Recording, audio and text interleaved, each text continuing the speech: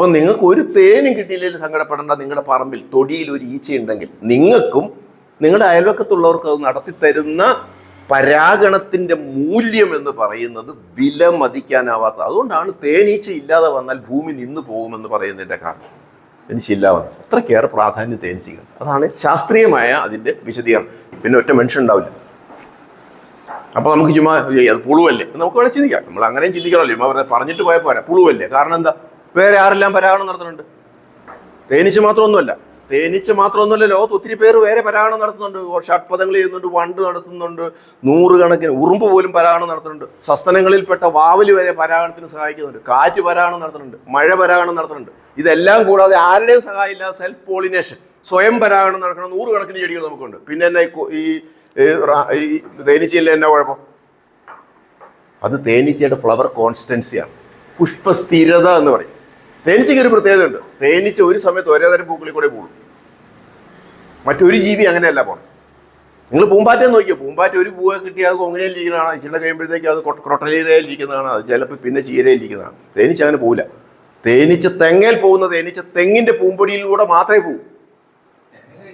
തെങ്ങേൽ ഒരു തേനീച്ച പോകണമെന്ന് നിങ്ങൾ കണ്ടാൽ ആ തേനീച്ച അത് തെങ്ങിൻ പൂവിലേക്ക് മാത്രമേ പോവുള്ളൂ. അത് തീരുന്നത് വരെ. തീർന്നാൽ അടുത്ത പൂവിൽ പോവാം, അല്ല പോവില്ല.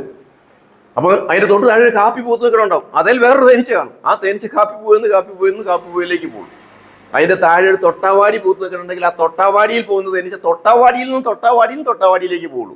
അത് തേനീച്ചയുടെ പ്രത്യേകത. അതിനാണ് ഫ്ലവർ കോൺസ്റ്റൻസി എന്ന് പറയാം. പുഷ്പസ്ഥിരത അത് തേനീച്ചയ്ക്കുണ്ട്, വേറെ ഒന്നിനുമില്ല. അതുകൊണ്ടുള്ള ഗുണം എന്താ? തെങ്ങിൻ പൂമ്പൊടി കൊണ്ട് തൊട്ടാവാടിയിൽ ഇട്ടിട്ട് പ്രകൃതിക്ക് ഉപകാരമൊന്നുമില്ല.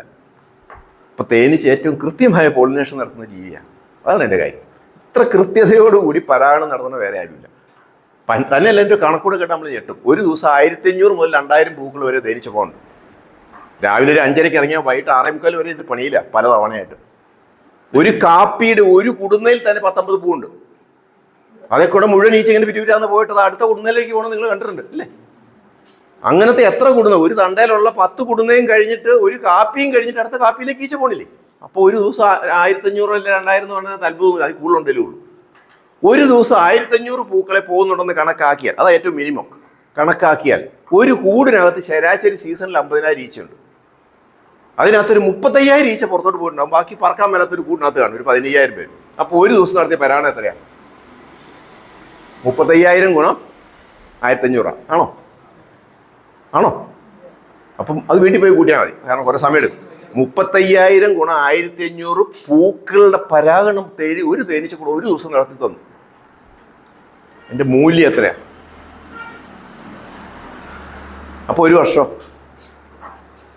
അപ്പോൾ നിങ്ങൾ ഈ ഇപ്പൊ ഞാൻ നേരത്തെ കാണിച്ച മരത്തെല്ലാം വെട്ടിക്കളഞ്ഞ് നശിപ്പിച്ചപ്പോൾ ഒന്ന് ഓർക്കുക, ആ പ്രദേശത്തെ എത്രയോ കോടിയായ ഫലങ്ങൾ ഉണ്ടാവേണ്ട സാധ്യതകളാണ് നമ്മൾ നശിപ്പിച്ചത്. അപ്പോൾ നിങ്ങൾക്ക് ഒരു തേനും കിട്ടിയില്ലെങ്കിൽ സങ്കടപ്പെടേണ്ട. നിങ്ങളുടെ പറമ്പിൽ തൊടിയിൽ ഒരു ഈച്ചയുണ്ടെങ്കിൽ നിങ്ങൾക്കും നിങ്ങളുടെ അയൽവക്കത്തുള്ളവർക്ക് അത് നടത്തിത്തരുന്ന പരാഗണത്തിന്റെ മൂല്യം എന്ന് പറയുന്നത് വില മതിക്കാനാവാത്ത. അതുകൊണ്ടാണ് തേനീച്ച ഇല്ലാതെ വന്നാൽ ഭൂമി നിന്ന് പോകുമെന്ന് പറയുന്നതിന്റെ കാരണം. തേനീച്ച ഇല്ലാതെ അത്രയ്ക്കേറെ പ്രാധാന്യം തേനീച്ചകൾ. അതാണ് ശാസ്ത്രീയമായ അതിന്റെ വിശദീകരണം.